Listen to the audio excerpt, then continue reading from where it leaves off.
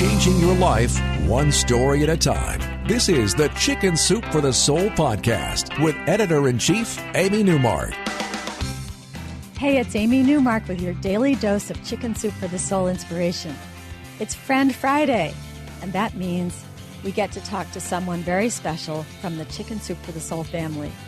Today, it's Dean Karnazes, who co-authored Chicken Soup for the Soul Runners with me, and also has a story in our new book, Chicken Soup for the Soul, The Spirit of America.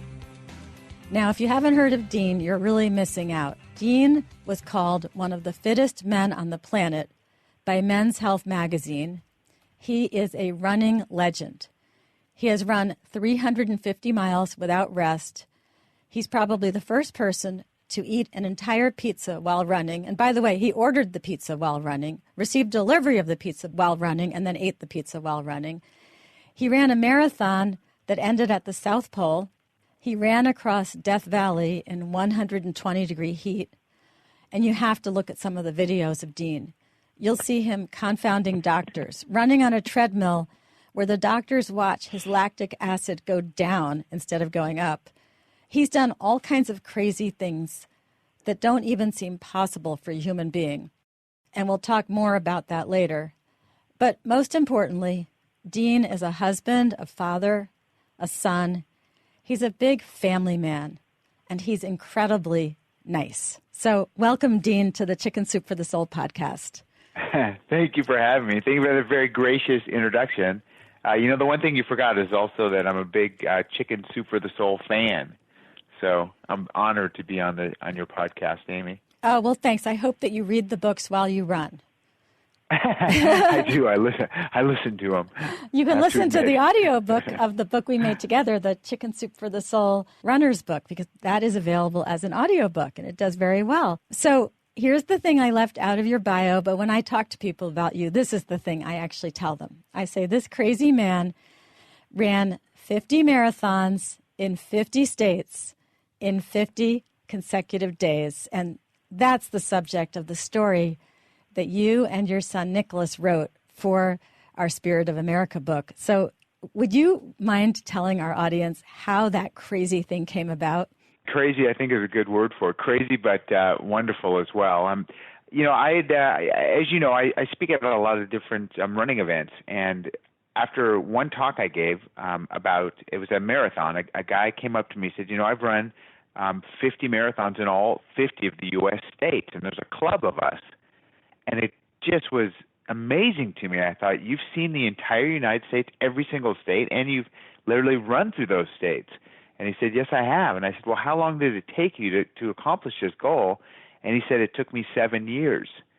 And I thought, I don't have 7 years of my life to dedicate to this. I've got 2 young kids, and they've got a summer break that's about 50 days long.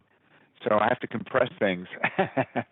And I really wanted to take my family along. I thought it just would make the trip so much more meaningful if they joined me. So my mother's a retired middle school teacher, and she really what they call road schooled the kids. So the schools, when my kids were traveling with me, they'd email my mother the lesson plan for the week on Sunday nights. And as we were traveling around the country, she'd administer the lesson plans, and the kids would get to meet, kids from across the country in all 50 states, sample the foods. And as the story is told in the upcoming book, also run with me. In fact, my son Nicholas decided on his 9th birthday, which just so happened coincided with the Green Bay, Wisconsin marathon, he decided he was going to run the last 9 miles of the marathon to celebrate his 9th birthday with me. And that was a memory I'll never forget.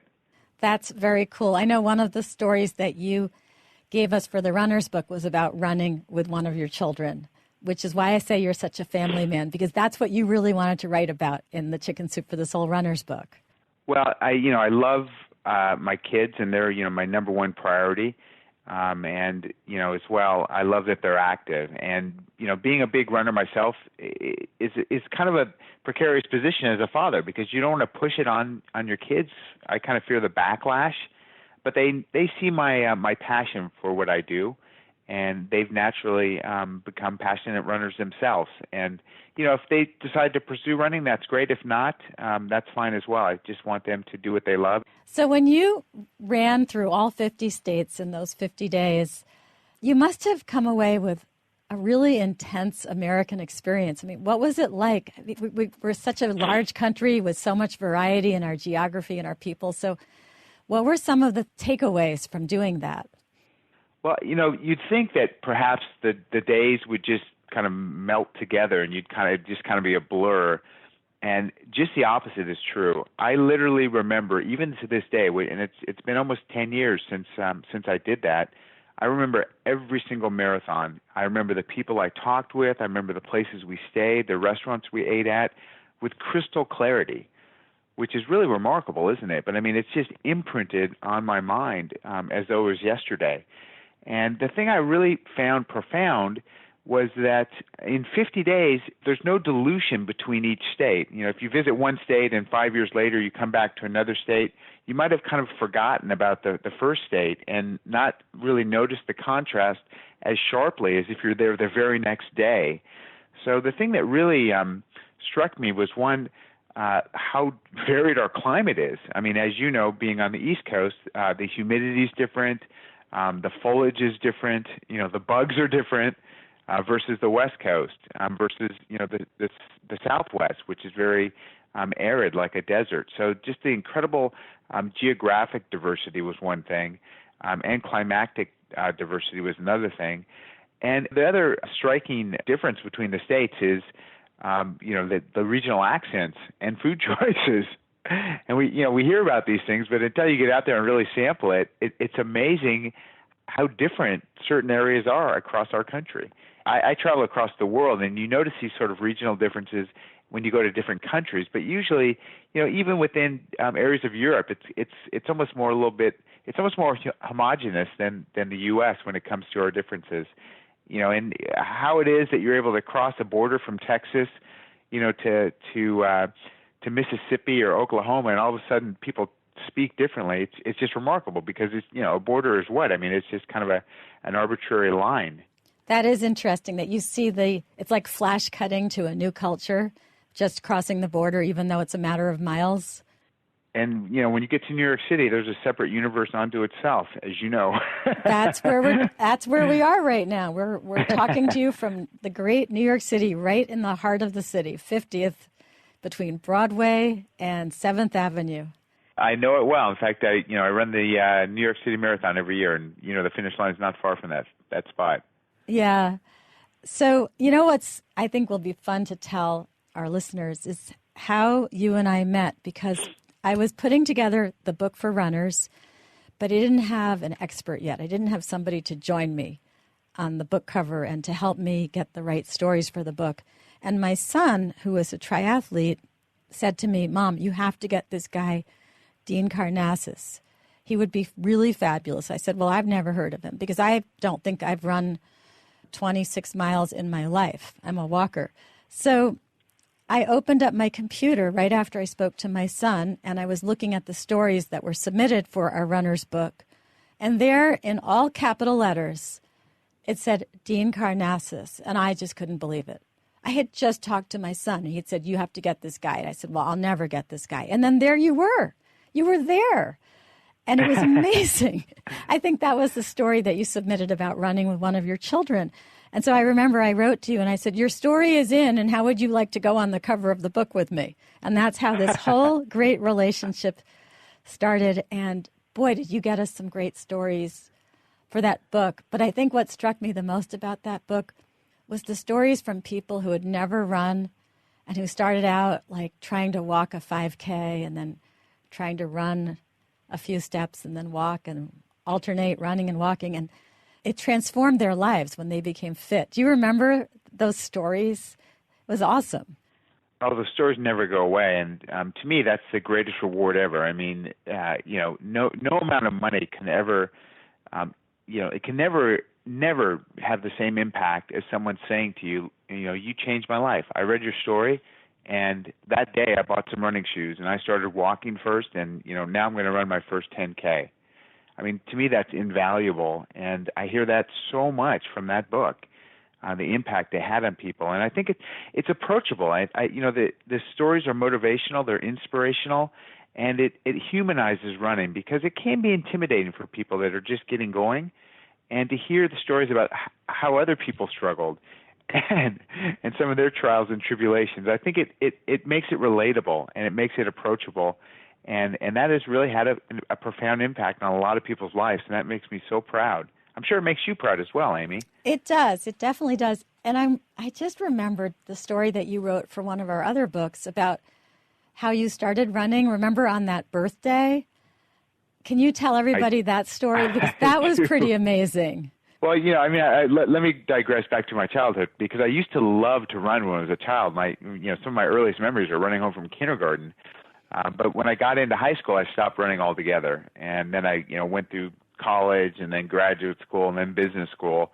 And I had this cush corporate job in San Francisco, and I was miserable. I thought if I kind of followed this prescribed route to success, I'd find happiness. And I was so content. I was miserable, and I didn't know what to do. And on the night of my 30th birthday, I was in a bar doing what you do on your 30th birthday. I was drinking with my buddies, and at 11 o'clock at night, I had this epiphany. I thought, I've got to leave. I've got to go, and I've got to run. So I announced to them, "Hey guys, I'm leaving." And they said, "What do you mean? Let's have another round of tequila. It's only 11 o'clock at night." I said, "No, I'm gonna go run 30 miles right now to celebrate my 30th birthday." And they laughed at me. They said, "You're not a runner. You're drunk." And I was, but I just remember the passion that running used to bring to me as a child. So I literally walked out of that bar on my 30th birthday, 3 sheets to the wind, and ran 30 miles that night to celebrate. That's incredible. That really is. So what's going on in your life now? What new crazy things are you doing? Gee, thanks. I've always got something, don't I? So, I'm planning to do exactly what I did in the U.S. with the 50 states and 50 marathons in 50 days, but to do this globally. So to run a marathon in every single country of the world in a 1-year time frame. So there are 204 recognized UN countries, and I want to run a marathon in each and every one of them in the span of a single year.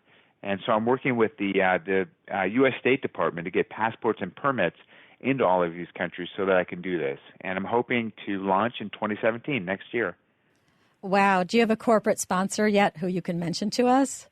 I'm talking to a couple different companies, but actually Colgate is a company that I'm most tied into right now. And they have an initiative about water and clean water, and providing clean water and access to water to the globe. And that's a very important initiative for them.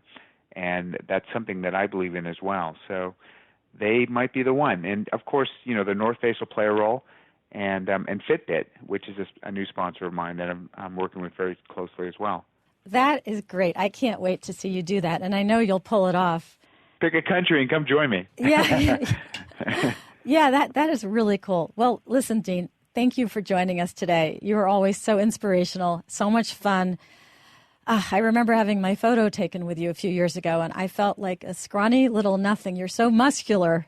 It's really incredible how fit you are. You run a couple thousand miles a year, and look what happens. Yeah. Yeah.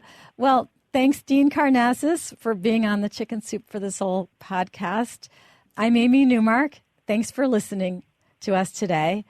And the next time we get together, I'm going to tell you a couple more stories from Chicken Soup for the Soul, The Spirit of America, the one that Dean is in. And these stories are going to be about the good old red, white, and blue, just in time for Flag Day. And if you want to learn more about the book that Dean and I co-authored a few years ago, Chicken Soup for the Soul Runners, which is available in print, as an ebook, and as an audiobook, you can go to our website, chickensoup.com.